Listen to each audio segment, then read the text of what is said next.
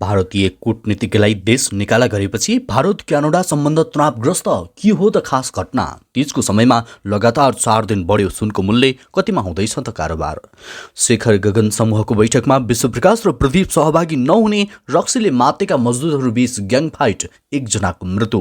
सर्वोच्च कमान्डर गणेशमान सिंहको 26औं स्मृति दिवस मनाइँदै अब सार्वजनिक सवारीको लागि छुट्टै लेन, प्राइभेट नम्बर प्लेटका सवारी साधनलाई लागू नहुने। पाठेघरको मुखको क्यान्सर विरुद्धको खोप असोज 5 गतेसम्म लगाउन पाइने। गगन थापा भन्छन्, मलाई 4 वर्षपछि कसरी चुनाव जित्ने भन्ने चिन्ता छ।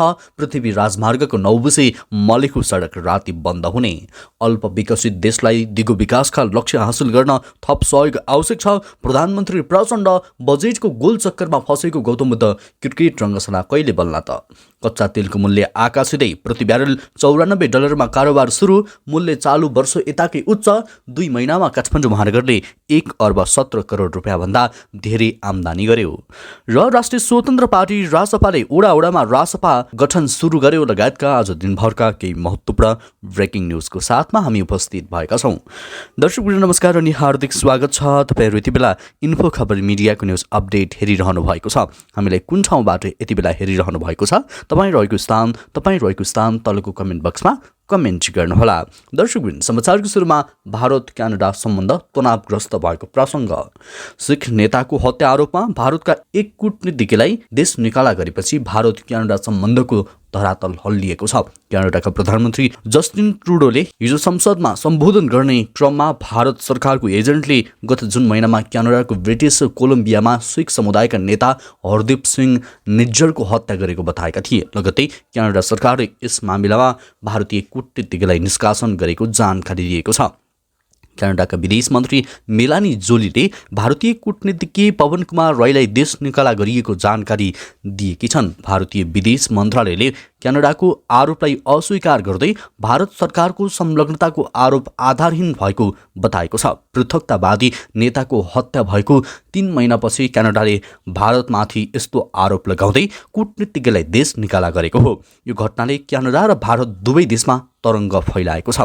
भारतको विदेश मन्त्रालयले विज्ञप्ति जारी गर्दै भनेको छ, हामी क्यानाडाका प्रधानमन्त्रीले आफ्नो संसदमा दिएको अभिव्यक्तिलाई अस्वीकार गर्छौं। त्यस्तै अब अर्को समाचार, प्रजातन्त्र पुनर्स्थापनाका लागि भएको विक्रम 2046 को जनआन्दोलनका सर्वोच्च कमान्डर गणेशमान सिंहको 26औं स्मृति दिवस आज विविध कार्यक्रम गरी मनाइएको छ।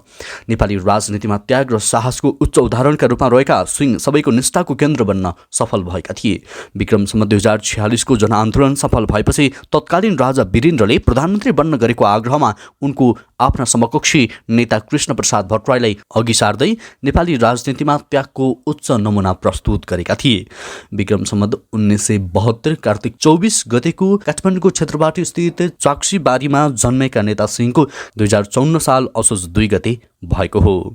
त्यस्तै अब अर्को समाचार, चालु आर्थिक वर्षको 2 महिनामा काठमाडौँ महानगरपालिकाले 1 अर्ब 17 करोड रुपियाँ भन्दा धेरै आम्दानी गरेको छ। साउन र भदौमा गरेर 1 अर्ब 17 करोड 13,75,000 रुपियाँ आम्दानी भएको काठमाडौँ महानगरपालिकाले जनाएको हो। अघिल्लो आर्थिक वर्षको तुलनामा 24 करोड रुपियाँ भन्दा धेरै हो। गएको आर्थिक वर्षको साउन र भदौमा 93 करोड 41 लाख रुपियाँ आम्दानी भएको छ। काठमाडौँ महानगरको आम्दानीको सबैभन्दा ठूलो हिस्सा घर बहाल कर रहेको छ। 2 महिनामा घर बहाल कर बापत महानगरले 52 करोड 35 लाख रुपियाँ आम्दानी गरेको छ। त्यस्तै 25 करोड 31 लाख सम्पत्ति कर, नक्सा पास दस्तुर 14 करोड 26 लाख, व्यवसाय रजिस्ट्रेसन दस्तुर 13 करोड 77 लाख, पर्यटन शुल्क 1 करोड 55 लाख, सिफारिस दस्तुर 1 करोड 32 लाख र अन्य सेवा शुल्क शीर्षकमा 5 करोड 92 लाख रुपियाँ आम्दानी भएको छ। त्यस्तै अर्को समाचार, पृथ्वी राजमार्ग अन्तर्गत धादिङको 9 बिसे मलेखु सडक खण्ड असोज 4 गतेदेखि राति बन्द हुने भएको छ। सिमलेदेखि मलेखु सडक खण्ड चौडा बनाउन पहरा कटान गर्नुपर्ने भएका कारण राति सो खण्डमा सवारी आवागमन बन्द गर्न लागि हो। असोज 4 गतेदेखि 20 गतेसम्म राति 11 बजेदेखि 3 बजेसम्म 4 घण्टा खैरघारी र पोखरे खोला नजिक सवारी आवागमन रोकेर काम गर्न थालिएको धादिङका प्रमुख जिल्ला अधिकारी बद्री हरिनाथ गैरीले जानकारी दिए। सोमबार बसेको सरकारवालाहरूको बैठकले रातिको समयमा एम्बुलेन्स र सुरक्षाकर्मीको सवारी बाहेक अन्य सवारी साधन पूर्ण रूपमा बन्द गरिने निर्णय गरेको छ। सवारी बन्द गरेर काम गर्दा यात्रुलाई समस्या हुने भएकाले दिउँसो मात्र यात्रा गर्न अनुरोध गरिएको छ। निर्माण कार्यस्थल नजिक हुन सक्ने सम्भावित सवारी चापलाई मध्यनजर गरी राजमार्गका उपयुक्त स्थानमा सवारी साधन रोकी व्यवस्थापन गर्न पनि अनुरोध गरिने प्रमुख जिल्ला अधिकारी गैरीले जानकारी दिए। उनले सम्बन्धित आयोजनाका तर्फबाट सबै पक्षलाई सूचित गर्न, राष्ट्रिय दैनिक तथा अन्य सञ्चार माध्यमबाट सूचना प्रवाह गर्न र छिमेकी जिल्लासँग पनि समन्वय गरी यात्रुले दुःख नपाउने गरी काम गर्न निर्देशन दिएका छन्। त्यस्तै अर्को समाचार, प्रधानमन्त्री पुष्पकमल दाहाल प्रचण्डले अल्प विकसित देशहरूलाई सन् 2030 सम्ममा दिगो विकासका लक्ष्य हासिल गर्न चुनौतीपूर्ण रहेकाले विकसित देशहरूले आफ्नो प्रतिबद्धता अनुसारको वित्तीय सहयोग उपलब्ध गराउनुपर्ने बताउनु भएको छ। संयुक्त राष्ट्रसङ्घको 78औं महासभामा भाग लिन न्युयोर्क पुगेका प्रधानमन्त्री प्रचण्डले अल्प विकसित देशहरूको समूहको दिगो विकासका लक्ष्य सम्बन्धी सम्मेलनलाई सम्बोधन गर्दै यस्तो बताउनु भएको हो। कोभिड-19 महामारी, जलवायु परिवर्तन, भू राजनैतिक तनाव जस्ता विभिन्न खालका सङ्कटको प्रभावले अल्प विकसित देशहरूलाई दिगो विकास लक्ष्य प्राप्त गर्नका लागि समस्या भएको उहाँले बताउनु भएको हो। उहाँले अल्प विकसित राज्यहरूलाई स्तरोन्नतिका लागि थप योजना ल्याइनुपर्ने प्रस्ताव सम्मेलनमा राख्नुभयो। विकसित देशहरूले प्रतिबद्धता जनाएअनुसार आफ्नो कुल राष्ट्रिय आयको 0.7% विकासोन्मुख देश र 0.15 देखि 0.20% अल्प विकसित देशहरूलाई विकास सहायताका रूपमा उपलब्ध गराउनुपर्नेमा प्रधानमन्त्रीको जोड रहेको थियो। त्यस्तै अर्को समाचार, कच्चा तेलको मूल्य प्रति ब्यारेल $92 पुगेपछि पम्पहरूले बिक्री गर्ने रिफाइनरी तेलको मूल्य सोमबार यो वर्षकै उच्च स्तरमा पुगेको छ। सामान्यतया ग्यासको मूल्यहरू गर्मीको ड्राइभिङ सिजन समाप्त भएपछि कम हुन्छ, तर यो वर्ष साउदी अरेबिया र रुसको आक्रामक आपूर्ति कटौतीले तेलको मूल्य बढाएपछि यसको उल्टो भएको छ। नियमित ग्यासको अमेरिकामा देशव्यापी औसत सोमबार $3.88 प्रति ग्यालन पुग्न गयो। यो अक्टोबर 2022 पछिको उच्चतम मूल्य हो। गत साता मात्रै ग्यासको मूल्य 5 सेन्ट प्रति ग्यालनले बढेको छ। ग्यासको मूल्यको लागि नकारात्मक सङ्केतमा तेल बजारले नयाँ उच्च सेट गर्न जारी गरेको छ। अमेरिकी कच्चा तेल सोमबार 1.7% बढेर $92.33 प्रति ब्यारेल पुगेको छ। नोभेम्बर 8, 2022 पछि तेलको मूल्य $92 माथिको कारोबार भएको यो पहिलो पटक हो। अन्तर्राष्ट्रिय बेन्च क्रुडले सोमबार $94.95 प्रति ब्यारेलको नयाँ 10 महिना यताकै उच्च बिन्दुमा पुगेको छ। यसले पछिल्लो समय नेपालमा पनि पेट्रोलियम पदार्थको मूल्य बढेको छ। इन्डियन आयल कर्पोरेसनले 15 दिनमा पठाउने सूचीमै पेट्रोलियम पदार्थको मूल्य बढेर आएको थियो।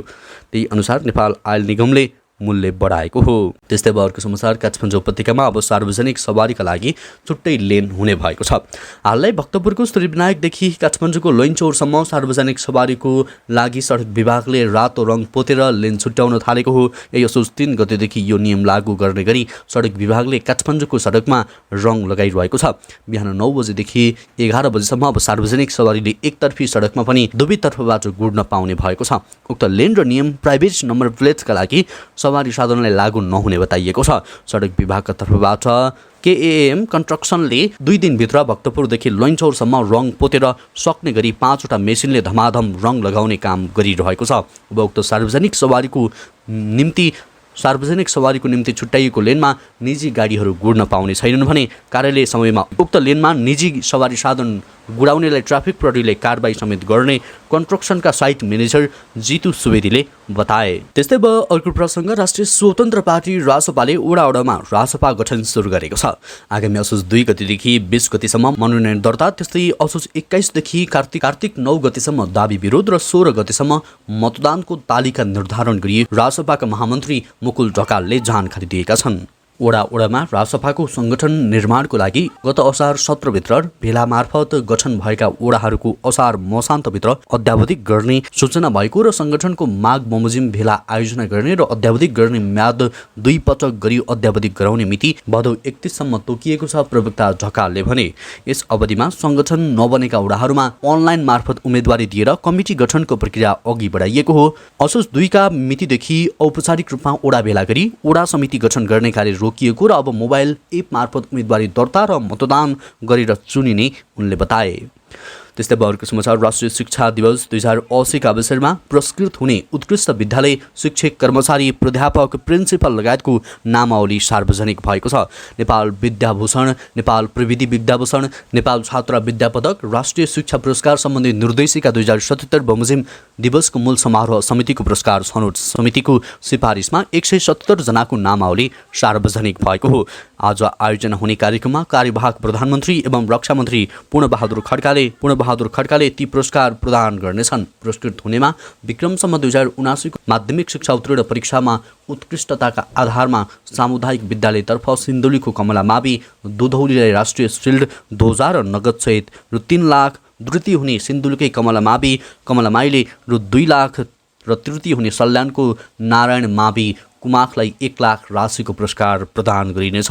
निजी संस्थागत विद्यालयतर्फ राष्ट्रिय स्तरमा प्रथम भई ललितपुरको प्रसादी एकाडेमीले 3 लाख, द्वितीय भई काठमाडौँको सेन्ट जेभियर्स कलेजले रु 2 लाख र तृतीय भई काठमाडौँकै बुढानीलकण्ठ स्कुलले रु 1 लाख प्राप्त गर्नेछ।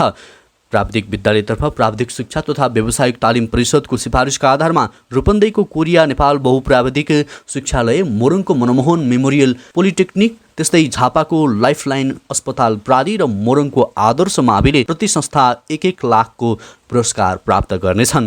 त्यस्तै अर्को प्रसङ्ग, नेपाली काङ्ग्रेसका महामन्त्री गगन कुमार थापाले आफूलाई 4 वर्षपछि चुनाव कसरी जित्ने भन्ने तनाव रहेको बताएका छन्। मङ्गलबार काठमाडौँमा आयोजना गरिएको एक कार्यक्रममा बोल्दै मान्छे जीवनमा बिहानदेखि नै बेलुकासम्म तनावमा बाँच्ने गरेको बताए। उनले हरेक मानिस जहिले पनि तनावमा रहने गरेको भन्दै सानोतिनो हारलाई पनि सहजै लिन जान्नुपर्ने बताए। उनले विद्यार्थीले सफलताको भोक राखेर अघि बढ्नुपर्ने बताउँदै जिन्दगीको सबैभन्दा ठुलो कुरा भनेको खुसी कसरी हुने भन्ने रहेको उल्लेख गरे।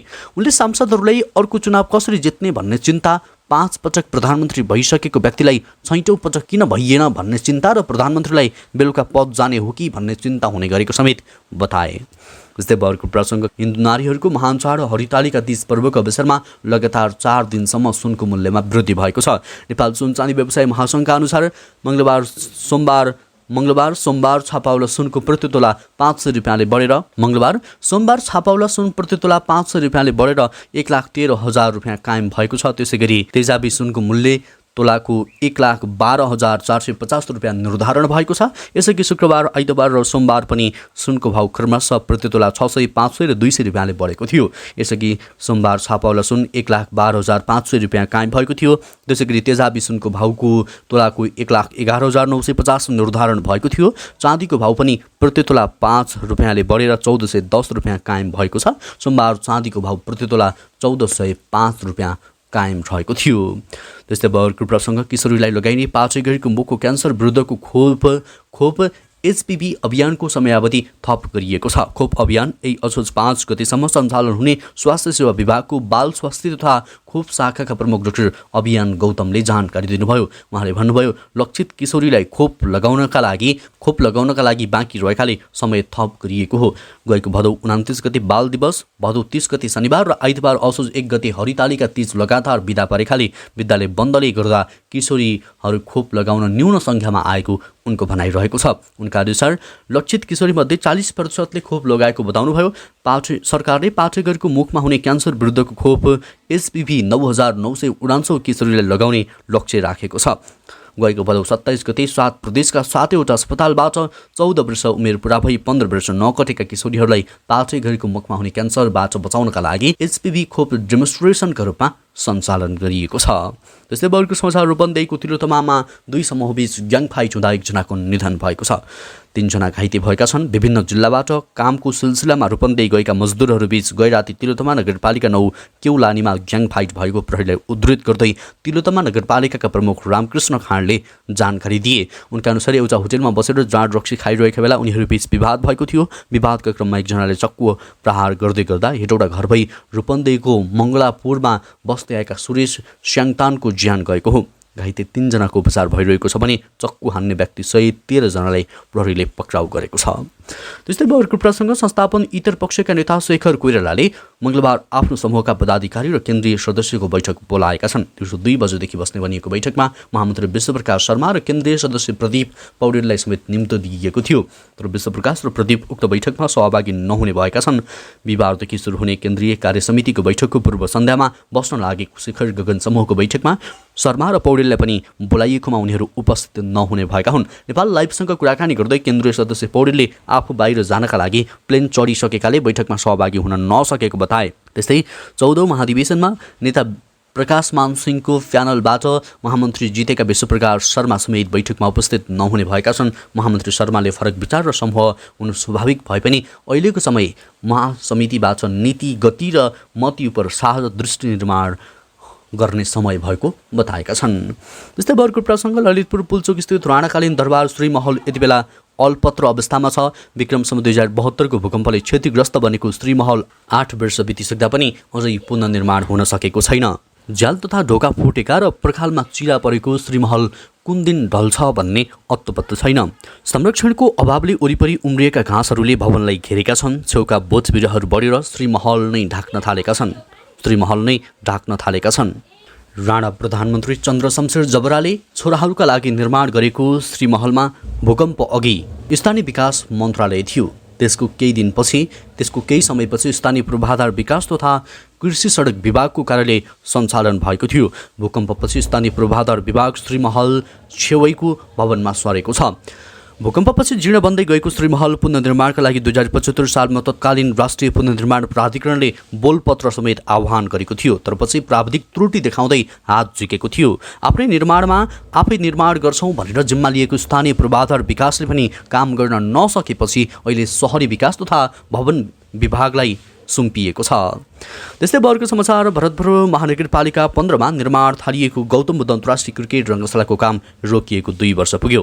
रङ्गशाला बनाउँदा लागेको ऋण कसरी तिर्न सकिन्छ भनेर धुर्मु सुन्तली फाउन्डेसनका अध्यक्ष सीताराम कचेलले दौडधुप गरेको पनि लामो समय भयो। गत असारमा सरकारले रङ्गशाला निर्माणका क्रममा फाउन्डेसनले लागेको ऋण 12 करोड रुपियाँ सशर्त अनुदान समेत निकासा गर्यो।